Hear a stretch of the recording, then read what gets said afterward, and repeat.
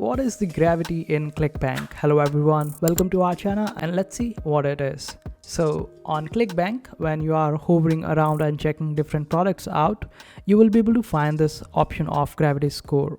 Some products might have higher than 100 and some might even have 500 or more than 500, while there are some products which are lower than 100. Like some products just have 50 or maybe even lesser than this. Some products just have 34.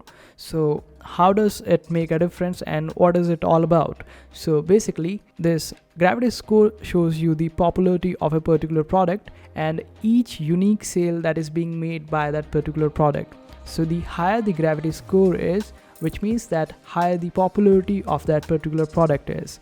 So this is what it is all about. But this should not be the measure of promoting a particular product, as it involves some strategies to promote a particular product. If you go for a highly popular product, like just based on the gravity score, then you should also think about it that there are many experienced affiliate marketers who are also doing affiliate marketing in those products. So the competition is going to be higher on higher gravity score products.